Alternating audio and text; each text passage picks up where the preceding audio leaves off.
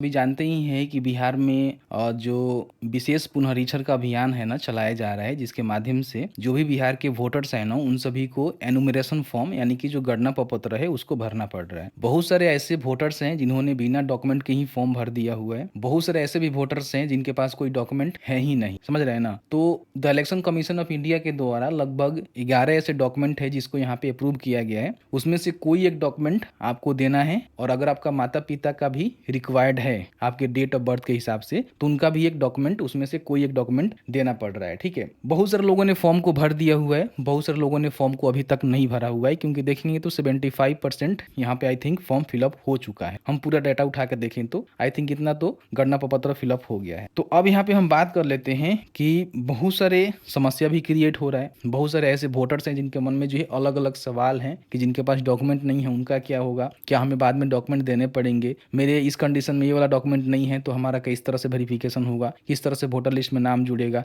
कि नहीं जुड़ेगा, या फिर नाम तो काट नहीं दिए जाएंगे, हटा तो नहीं दिए जाएंगे। ऐसे कई सारे जो है सवाल आपके मन में क्रिएट हो रहे हैं। उन सभी सवाल का आंसर आपको मिलने वाला है, क्योंकि आधिकारिक तौर पर जिनको ऑफिसर है ना उनके द्वारा ये आंसर दी गई है। ठीक है, तो प्लीज वीडियो शुरू से अंत तक लेकर जरूर देखिएगा, और वीडियो थोड़ा सा अच्छा लगे तो प्लीज वीडियो को लाइक करिएगा। है कि मेरे पास जो है दैनिक भास्कर का पेपर का कटिंग है, जिसमें आपके मन में जितने भी सवाल हैं ना उन सभी का जवाब जो है बड़ी आसान भाषा में जो भी मुख्य निर्वाचन पदाधिकारी है ना उनके द्वारा दी गई है। क्योंकि आप सभी जानते ही हैं कि बहुत सारे वोटर्स हैं जिनके मन में जो है अलग अलग सवाल है, तो कहीं ना कहीं इस सवाल से उनको जो आंसर मिली हुई है ना उसके बिहाफ पे आपको जानकारी मिल पाएगा कि हाँ वाकई में क्या कुछ कंडीशन है और क्या करना है क्या नहीं करना है। देखिए, सबसे पहले आप सभी जानते ही हैं कि बिहार में मतदाता सूची का जो गहन पुनरीक्षण है वो कराए जा रहे हैं। जैसे कि आप सभी जानते ही हैं कि 25 जून से शुरू हुआ है और 26 जुलाई तक ही चलेगा। ठीक है, इसके बीच में अपना जो गणना प्रपत्र है उसको भरना है। यहाँ बताया गया है कि जिनके पास कोई दस्तावेज नहीं उनका सत्यापन होगा, सही पाए जाने पर मतदाता सूची में नाम भी शामिल होगा। मतलब जिसके पास कोई डॉक्यूमेंट नहीं है, मैं स्टार्टिंग से कहते ही आ रहे हैं कि अगर आपके पास कोई डॉक्यूमेंट नहीं है उसी कंडीशन में आपको डॉक्यूमेंट नहीं देना है। लेकिन अगर आपके पास डॉक्यूमेंट अवेलेबल है तो डॉक्यूमेंट देकर ही फॉर्म भरिए, बेहतर रहेगा। ठीक है, सत्यापन के समय में किसी प्रकार की कोई समस्या क्रिएट नहीं होगा। देखिए, बताया गया है कि पटना समेत अन्य नगर निकायों के क्षेत्रों में गणना प्रपत्र जमा करने की रफ्तार धीमी है। ठीक है, अब तक दीघा का बताया गया है जानकारी, ये सब जानकारी आप देखेंगे तो आपको देखने को मिलेगा। बाकी यहाँ पे बताया गया है कि जबकि शहरी क्षेत्र में करीब 65% फॉर्म भर के वापस आए हैं। ठीक है, भास्कर से बातचीत में उन्होंने कहा कि जिनके पास कोई दस्तावेज नहीं है उनका सत्यापन होगा, सही पाए जाने पर अंतिम मतदाता सूची में उनका नाम भी शामिल होगा। यानी कि जिनके पास कोई डॉक्यूमेंट नहीं है उनका जो है सत्यापन किया जाएगा। अब ये सत्यापन कैसे होगा उसकी रिगार्डिंग भी उन्होंने जानकारी आगे दिया हुआ है। बाकी इन्होंने बताया हुआ है कि आप यहाँ से जो है फॉर्म को डाउनलोड कर सकते हैं। इनके द्वारा बताया गया है कि शहरी क्षेत्रों के जो भी बीएलओ हैं, नगर निकाय के जो भी कर्मी हैं, घर तक जाकर जो है आपको ये सारे फॉर्म कलेक्ट कर रहे हैं, जमा करवा रहे हैं। लेकिन मान लीजिए आप स्वयं से डाउनलोड करना चाहते हैं तो voter.eci.gov.in का ऑफिशियल पोर्टल पर जाकर डाउनलोड कर सकते हैं। फ्री फिल जो आपका गणना प्रपत्र है, मैंने आपको बताया है कैसे डाउनलोड करना है। ठीक है, तो यहाँ पे डाउनलोड कर लीजिएगा। इन्होंने 25 जुलाई बताया हुआ है, लेकिन पोर्टल पर देखेंगे तो 26 जुलाई तक इसका डेट रखे गए हैं। उससे पहले अपना जो गणना प्रपत्र है उसको भर लेना है। ठीक है, 1 अगस्त से लेकर 1 सितंबर के बीच में बीएलओ का जो है दस्तावेज उपलब्ध करा सकते हैं। मतलब कि अभी बिना दस्तावेज को भी आप यहाँ पे जमा कर सकते हैं, और बाकी बाद में जब मान लीजिए आप डॉक्यूमेंट नहीं देते हैं तो बाद में जो है 1 अगस्त से लेकर जो है 1 सितंबर के बीच में बीएलओ को जो है दस्तावेज आपको देना पड़ेगा। अगर आपके पास कोई दस्तावेज नहीं है तो आपका जो है ईआरओ के द्वारा, जो भी आपके ईआरओ ऑफिस होता है उनके जो भी अधिकारी होते हैं उनके द्वारा जो है सत्यापन करके आपका जो नाम है ना अंतिम वोटर लिस्ट में जारी कर दिए जाएंगे, यानी कि आ जाएगा। अब यहाँ पे देखिए 10 ऐसे सवाल हैं जो कि भास्कर के जो भी टीम है, जो भी ऑफिसर है, इनसे पूछा हुआ है, जिससे आपका भी सवाल हो सकता है कहीं ना कहीं क्लियर हो पाएगा। देखिए, बताया गया है कि ऐसी महिला जो पढ़ी लिखी नहीं है, बैंक खाता नहीं है, जमीन का कागज नहीं है, तो उसे कौन सा डॉक्यूमेंट देना होगा।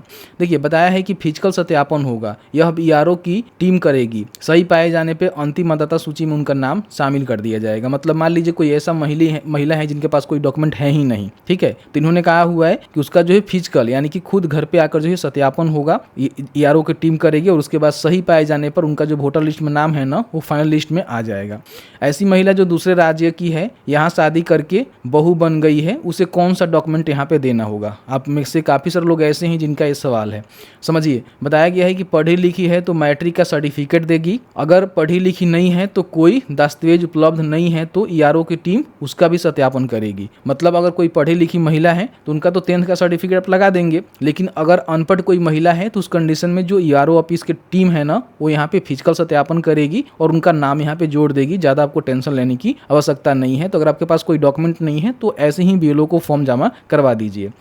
ऐसे मतदाता जिन्होंने बिना दस्तावेज गणना प्रपत्र जमा किए हैं उनको दस्तावेज जमा करने के लिए कैसे सूचना दी जाएगी, समझिए इस बात को। मैं स्टार्टिंग से आपको कहते आ रहा हूँ कि अगर आपके पास डॉक्यूमेंट है तो डॉक्यूमेंट दीजिए, नहीं है तो उस कंडीशन में मत दीजिए, ठीक है। तो देखिए, अगर आपने मान लीजिए बिना कोई दस्तावेज जमा किए गणना प्रपत्रों को जमा कर दिए हुए, तो बताया गया है कि बीएलओ के माध्यम से सूचना दी जाएगी। ऐसा नहीं है कि डॉक्यूमेंट आपको नहीं देना है, बात को समझिए। फिलहाल आपको छूट मिली हुई है, बिना डॉक्यूमेंट के ही गणना प्रपत्र जमा कर दीजिए, लेकिन बाद में बीएलओ जो है आपको सूचना देंगे। मतदाता स्वयं अपना डॉक्यूमेंट ऑनलाइन या फिर बीएलओ के माध्यम से जमा कर सकते हैं, यानी कि ऑनलाइन भी आपको जमा करने का फैसिलिटी मिलेगा और नहीं तो बीएलओ के माध्यम से आपको जमा करना ही करना होगा। नहीं है उस कंडीशन में फिजिकल सत्यापन होगा। इन बातों को विशेष रूप से ध्यान रखेंगे, ठीक है।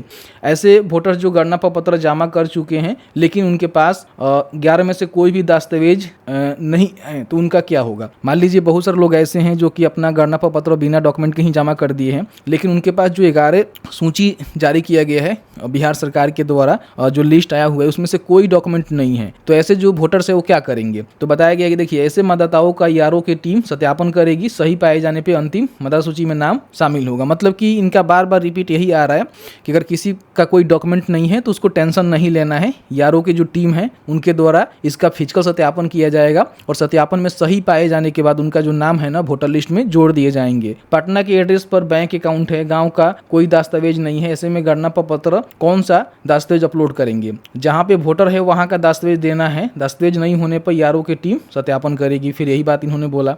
सुप्रीम कोर्ट ने सलाह दी है क्या आप राशन कार्ड, वोटर कार्ड, आधार कार्ड गणना प्रपत्र के साथ दस्तावेज के रूप में जमा कर सकेंगे। इस पर अभी तक निर्णय नहीं लिया गया। इन्होंने साफ साफ कहा कि नहीं, इस पे कोई भी निर्णय अभी नहीं आया हुआ है कि आप राशन कार्ड दे सकते हैं, वोटर कार्ड दे सकते हैं, आधार कार्ड दे सकते हैं, गणना प्रपत्र के साथ ये डॉक्यूमेंट मान्य अभी तक नहीं है। ऐसे वोटर जिनका नाम मतदाता सूची से कट गया है, अब उनको क्या करना होगा। नए वोटर बनने के लिए 1 अगस्त से फॉर्म 6 और घोषणा पत्र आपको भरना होगा। यानी कि 1 अगस्त से जो नया वोटर लिस्ट में नाम जोड़ने के लिए जो आवेदन है ना वो बीएलओ के माध्यम से कर सकते हैं या फिर ऑनलाइन आप चाहें तो यहाँ पे कर सकते हैं। वोटर आईडी कार्ड खो गया है, मतदाता सूची में नाम है, नया वोटर कार्ड कैसे जारी होगा। ऐसे में 1 अगस्त के बाद फॉर्म 8 आप भरेंगे तो आपको जो वोटर लिस्ट है वो मिल ही जाता है। जैसे कि आप सभी जानते ही हैं कि फॉर्म 8 करेक्शन के लिए भरते हैं या फिर रिप्लेसमेंट के लिए भरते हैं तो आपको नया वोटर आईडी कार्ड भेज ही दिया जाता है, ठीक है। ऐसे मतदाता जिनके नाम और फोटो में गड़बड़ी है तो भाई फॉर्म 8 भर कर सुधार कर सकते हैं, तो कोई बड़ी चीज़ नहीं है। अभी वीडियो हमने दिया था।